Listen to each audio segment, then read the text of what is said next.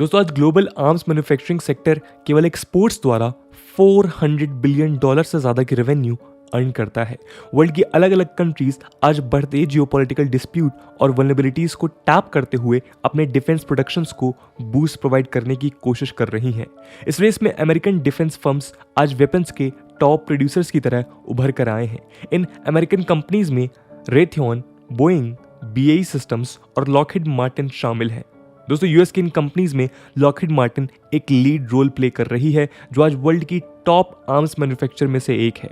2020 में Lockheed Martin ने $65.4 billion की रेवेन्यू आर्म्स सेल से अर्न किए थे। यूएस के अलावा रशिया, इटली, यूके और फ्रांस ने भी डिफेंस मैन्युफैक्चरिंग सेक्टर को ऑक्युपाई कर रखा है, जहां उनकी इंडस्ट्रीज कई बिलियन डॉलर्स के आर्म्स हर साल एक्सपोर्ट कर प्रॉफिट जनरेट कर रही हैं। दोस्तों इंडिया पिछले 15 सालों में एक मेजर आर्म्स इंपोर्टर के तौर पे उभरा है, जिसने आर्म्स इंपोर्ट पे कई बिलियन डॉलर स्पेंड किए हैं।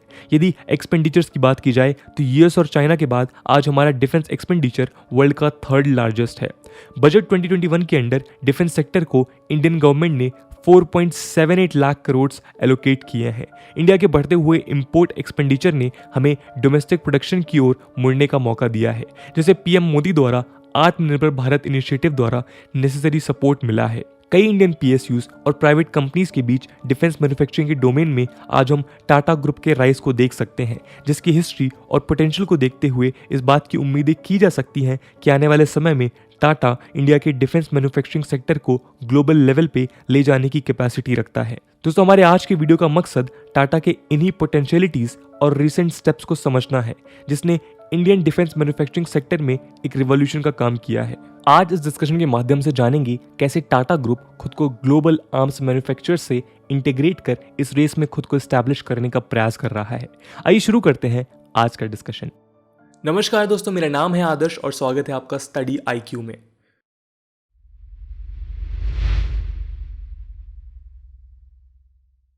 दोस्तों टाटा मोटर्स इंडियन आर्म्ड और पार्लियामेंट्री फोर्सेस की कई दशकों से प्राइम सप्लायर रहा है। टाटा ग्रुप की डिफेंस सेक्टर के साथ हिस्ट्री 1940s तक जाती है, जब वर्ल्ड वॉर II के दौरान टाटा ने आर्मर्ड स्टील सप्लाई की थी। इंडिपेंडेंट इंडिया की गवर्नमेंट के साथ टाटा ग्रुप का पहला ऑफिशियल एसोसिएशन 1958 में हुआ था, जब टाटा ने इंडियन आर्म्ड फोर्सेस को व्हीकल्स प्रोवाइड करने शुरू किए थे। तब से लेकर आज तक टाटा मोटर्स ने 1,50,000 से ज़्यादा डिफेंस व्हीकल्स इंडियन आर्मी और पैरामिलिट्री फोर्सेस को सप्लाई की हैं। आज Tata group Indian defence forces के लिए लॉजिस्टिक्स, एड एंड डेवलपमेंट, आर्मर्ड, कॉम्बैट और कॉम्बैट सपोर्ट के कई प्रोडक्ट्स प्रोवाइड कराता है, जो हमारी डिफेंस फोर्सेस की क्षमता बढ़ाता है। इसके अलावा टाटा ने इंडिया का पहला indigenous armed amphibious infantry combat vehicle भी DRDO के साथ मिलकर ज्वाइंटली डेवलप किया है। साथ ही टाटा मोटर्स ने कई इंडियन डिफेंस एस्टैब्लिशमेंट्स के साथ पार्टनरशिप कर MRSAM, आकाश, अग्नि और ब्रह्मोस जैसी स्ट्रेटेजिक प्रोग्राम्स में काम किया है। टाटा मोटर्स की पोर्टफोलियो बढ़ते बढ़ते आज ऑलमोस्ट हर तरह के व्हीकल क्लास में एक्सपेंड हो चुकी है, जो डिफेंस, पैरामिलिट्री और पुलिस सेगमेंट की नीड्स को सेटिस्फाई करती है। आर्मी, नेवी, एयरफोर्स और पैरामिलिट्री फोर्सेस के अलावा टाटा अपनी specialised defence vehicle SAARC, ASEAN, African nations और UN पीस कीपिंग फोर्सेस को भी सप्लाई करती है। दोस्तों डिफेंस मैन्युफैक्चरिंग को प्राइवेट प्लेयर्स के लिए गवर्नमेंट द्वारा ओपन किए जाने के डिसीजन को एक अपॉर्चुनिटी की तरह लेते हुए टाटा ग्रुप ने एक बड़ा डिसीजन लिया है। टाटा मोटर्स के डिफेंस बिजनेस को टाटा ग्रुप अपनी एक दूसरी subsidiary Tata advance system limited TASL को ट्रांसफर कर दिया है। टाटा एडवांस सिस्टम लिमिटेड एक होली ओन्ड टाटा सब्सिडरी है, जिसका डेवलपमेंट एरोस्पेस, डिफेंस और होमलैंड सिक्योरिटी की नीड्स को केटर करने के लिए किया गया है। टाटा ग्रुप ने इस स्ट्रेटजी को अपनाते हुए अपने सारे डिफेंस बिजनेस को सिग्नल एंटिटी के अंदर लाया है, जिससे रिसर्च, डेवलपमेंट और प्रोडक्शन में सिनर्जी स्टैब्लिश की जा सके। टाटा ग्रुप द्वारा किए जाने वाला ये कंसोलिडेशन ऑपरेशनल और फाइनेंशियल सिनर्जीज स्टैब्लिश करने में भी हेल्पफुल होगा, जिससे बेटर डिलीवरी वैल्यू अचीव की जा सकेगी। TASL आज इनहैंस डिजाइन और डेवलपमेंटल कैपेबिलिटीज में इन्वेस्ट कर रहा है, जिससे टाटा प्रोडक्ट्स की ग्लोबल फुटप्रिंट्स इंक्रीज की जा सके। इसके साथ इंडिया और बाहर के डिफेंस कस्टमर्स को high value added futuristic solutions भी प्रोवाइड की जा सकेंगे। दोस्तों यदि ग्लोबल लेवल पे टाटा के इंटीग्रेशन की बात की जाए तो टाटा ने कई कंपनीज के साथ पिछले कुछ सालों में टाई अप्स किए हैं, जिससे वो अपनी एक्सपर्टीज व्हीकल मैन्युफैक्चरिंग की बाहर एक्सपेंड करने की कोशिशें कर रहा है। एग्जाम्पल के तौर पे टाटा ने लॉकहीड मार्टिन के साथ F-16 जेट्स मैन्युफैक्चरिंग में प्लेटफॉर्म शेयर करने का डिसीजन लिया था। लॉकहीड मार्टिन ने अनाउंस किया था कि वो अपने F-16 जेट्स के सारे विंग्स इंडिया में मैन्युफैक्चर करेगा। यूएस डिफेंस फर्म ने बताया कि वो इंडिया में टाटा एडवांसेस सिस्टम के साथ पार्टनरशिप कर हैदराबाद में लेट 2020 से F-16 के विंग्स प्रोड्यूस करना शुरू करेंगे। दोस्तों, यहाँ टाटा को इंडिया की डिफेंस डिप्लोमेसी से भी हेल्प मिली थी। 2016 में यूएस ने इंडिया को अपना मेजर डिफेंस पार्टनर डिक्लेयर किया। इसकी चर्चा इंडिया यूएस के बीच 2+2 डायलॉग्स में भी होती रही है। यूएस ने समय के साथ इंडिया को स्ट्रेटेजिक डिफेंस पार्टनर की तरह देखा है, जो रीजन में सिक्योरिटी प्रोवाइड करने का काम कर सकता है। इंडिया और यूएस के बीच ऑलमोस्ट $20 बिलियन का ट्रेड रिलेशन है, जिसमें लॉकहीड मार्टिन और टाटा द्वारा किए जाने वाली कोऑपरेशन एड ऑन का काम करेगी। इसके अलावा रिसेंटली टाटा और एयरबस ने भी C295 मिलिट्री एयरक्राफ्ट को मैन्युफैक्चर करने की डील की है। दोस्तों, रिसेंटली सेंट्रल गवर्नमेंट द्वारा ली गई कई इनिशिएटिव्स में से एक ने इस डील के रूप में अपना इम्पैक्ट दिखाया है। टाटा और एयरबस आने वाले समय में इंडिया में C295 एयरक्राफ्ट्स मैन्युफैक्चर करने वाले हैं। उत्तर प्रदेश में प्रपोज्ड इस प्लांट में 40 मिलिट्री एयरक्राफ्ट्स मैन्युफैक्चर किए जाएंगे और रेस्ट 16 यूरोप से ट्रांसपोर्ट किए जाएंगे। दोस्तों, C295 मिलिट्री एयरक्राफ्ट्स का यूज डिफेंस फोर्सेस द्वारा वेपन्स और इक्विपमेंट्स को ट्रांसपोर्ट करने में किया जाता है। टाटा ग्रुप ने आने वाले 10 सालों में इन एयरक्राफ्ट्स को मैन्युफैक्चर करने का टारगेट सेट किया है। यह आज तक की इंडिया में सबसे बड़ी प्राइवेट मिलिट्री मैन्युफैक्चरिंग ऑर्डर है। इस डील को सपोर्ट इंडियन गवर्नमेंट के मेक इन इंडिया इनिशिएटिव द्वारा किया गया था। इसका अल्टीमेट एम इंडिया को सेल्फ रिलायंट या आत्मनिर्भर बनाना है। टाटा और एयरबस द्वारा बनाए जाने वाले ये C295 इंडियन एयरफोर्स के एवरो एयरक्राफ्ट फ्लीट को रिप्लेस करेंगे। यदि एयरबस की बात की जाए तो ये यूरोप की लार्जेस्ट स्पेस कॉरपोरेशन है, जिसने कई सालों से इसरो के साथ भी कोलैबोरेशंस किए हैं। इसके अलावा कुछ समय पहले टाटा एडवांस सिस्टम ने GE एविएशन के साथ कोलैबोरेट कर यूएस के CFM इंटरनेशनल के लीप इंजन्स के कंपोनेंट्स असेंबल और मैन्युफैक्चर करने की डील भी की थी। इस डील के साथ टाटा के GE के साथ मिलिट्री इंजन और एयरक्राफ्ट सिस्टम्स की मैन्युफैक्चरिंग को लेकर कोलैबोरेशन करने की उम्मीदें बढ़ गई हैं। 2016 में भी टाटा एडवांस सिस्टम्स ने US बेस्ड बेल हेलीकॉप्टर्स के साथ कॉन्ट्रैक्ट साइन किया है, जिससे वो कोलैबोरेट कर नेवल चॉपर्स को डेवलप और असेंबल कर सके। 2014 में टाटा सन्स ने इन डेवलपमेंट्स के लिए $35 बिलियन की इन्वेस्टमेंट अनाउंस की थी, जिससे आने वाले 3 सालों में वो अपने डिफेंस मैन्युफैक्चरिंग को एक्सपेंड करने वाले थे।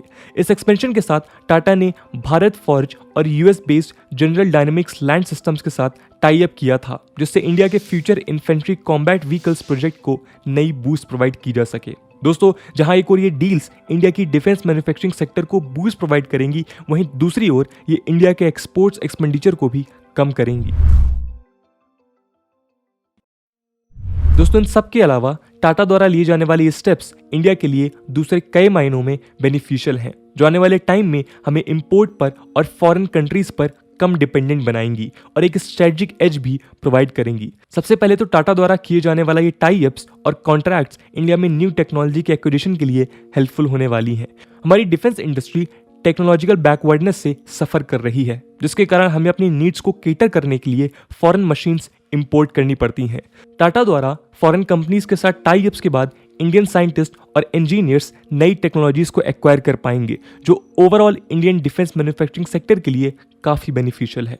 इसके अलावा टाटा अपनी कैपेबिलिटीज बूस्ट कर DRDO जैसी प्रीमियर रिसर्च इंस्टीट्यूशन से टेक्नोलॉजी पेटेंट्स एक्वायर करने की कोशिशें कर सकता है, जिसे DRDO ने प्राइवेट फर्म्स के साथ शेयर नहीं की है। गवर्नमेंट द्वारा यदि फ्यूचर में ये टेक्नोलॉजीज टाटा जैसे कैपेबल प्राइवेट प्लेयर्स के साथ शेयर की जाती हैं, तो इससे देश में डिफेंस मैन्युफैक्चरिंग सेक्टर नई ऊंचाइयों को देख सकता है। इसके अलावा वॉर के दौरान हमारे देश को नेसेसरी आर्म्स और एम्युनिशंस के लिए फॉरेन इंपोर्ट्स पे डिपेंड करना पड़ता है, जो एक हिंड्रेंस है। यदि हमारी आर्म्ड फोर्सेस डोमेस्टिक प्रोडक्ट्स पे रिलाई करना शुरू कर देती हैं, तो किसी भी एडवर्स सिचुएशन में डोमेस्टिक कंपनीज आर्म्ड फोर्सेस की नीड को फुलफिल कर पाएंगी।